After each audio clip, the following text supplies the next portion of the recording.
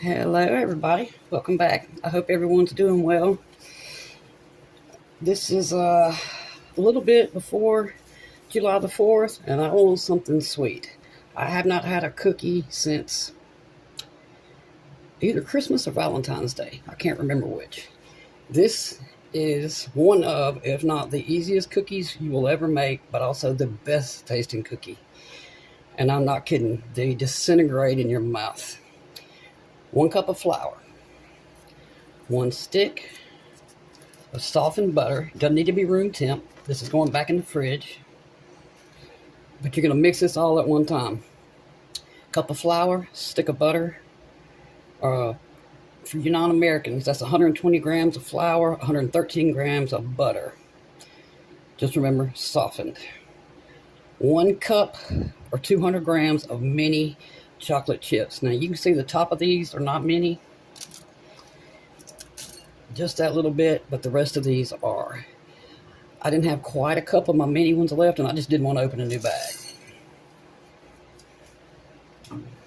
A whole cup, 200 grams of mini chocolate chips, 3 tablespoons of granulated sugar, 1 teaspoon of vanilla,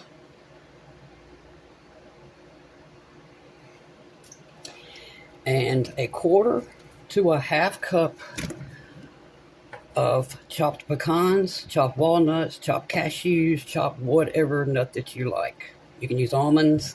You can leave these out entirely. I'm only using a quarter cup. I prefer mostly to taste the chocolate chips, but that pecan flavor in there just makes it taste really good. Now my hands are hot, so I'm going to use a glove. And I'm literally just going to mix this up with my hands.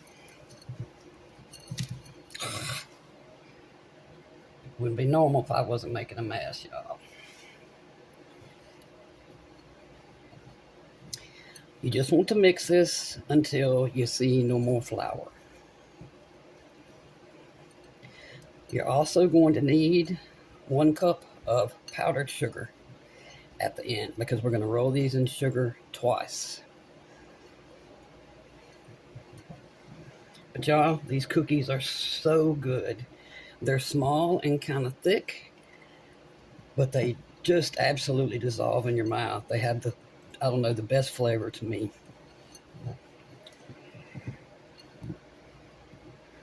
And I really think that nut helps it a lot. You can also toast your pecans or almonds. That'll make it even better. All right, I'm going to keep mixing, and I'll come back and show y'all what this needs to look like.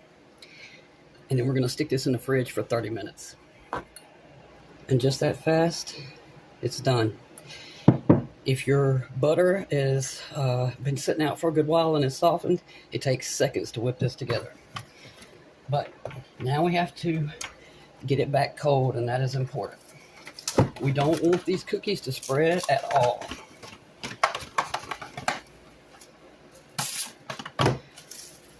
I'll put some plastic wrap over the top.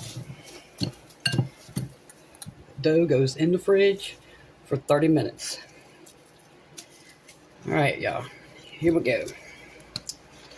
I've actually left this in the fridge for about 45 minutes because that butter was a lot softer than I was expecting it was going to be.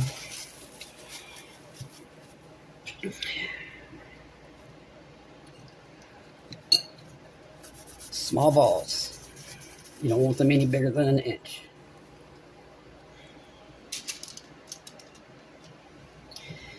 And you can put these an inch apart because they will not spread.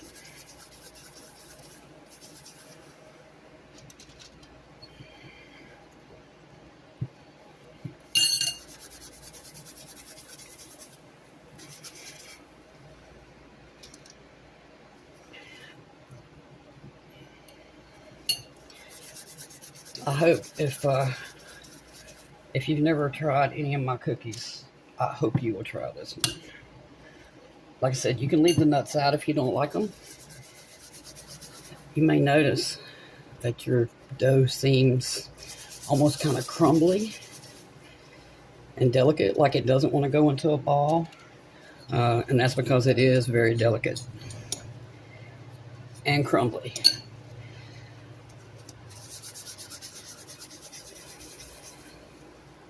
It'll go into a ball. Just keep rolling.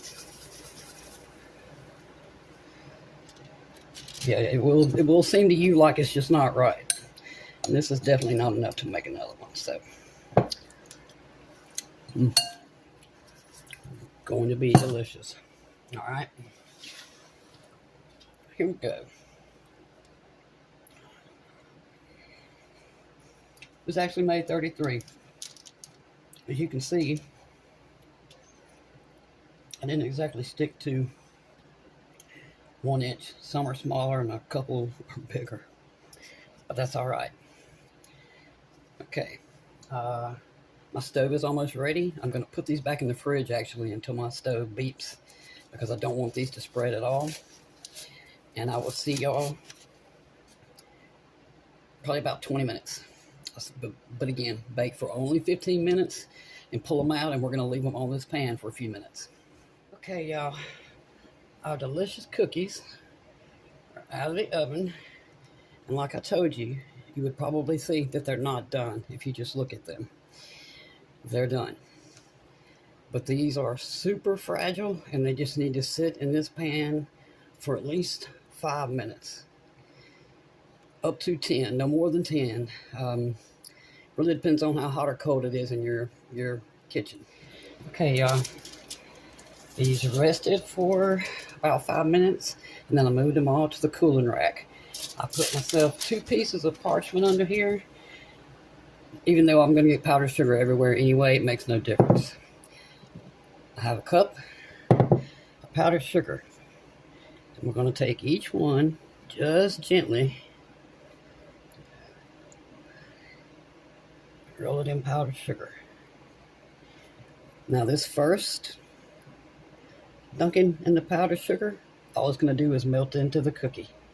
Because the cookie is still warm, but that is what we want. We want it to melt in.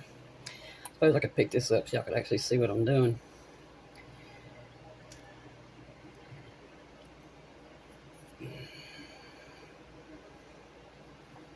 Instead of moving the cookie, I'm just using my fingers because I don't want to mess up and break the cookie. Because like I said, they're truly fragile right now.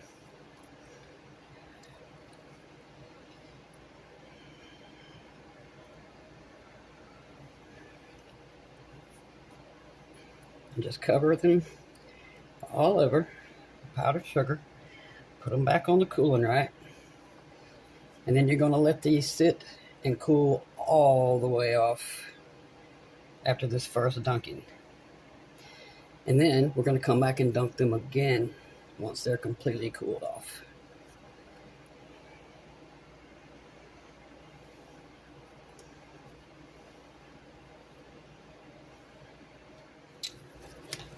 All right, y'all, here we go.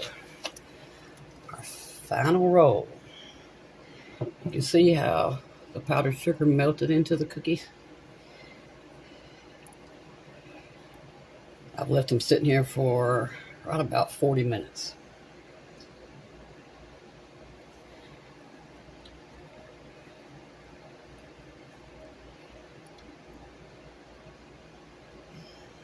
That's a good view of how it's all melted into the top.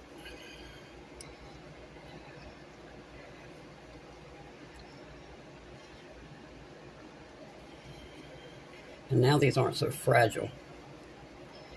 But they will, I mean, basically disintegrate as soon as you put one in your mouth. They're so good, y'all. I really hope you give these a try.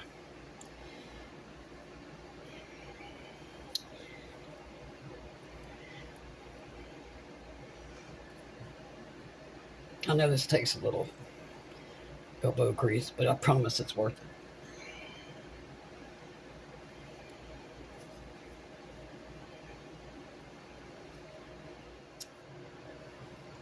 Here we go, y'all.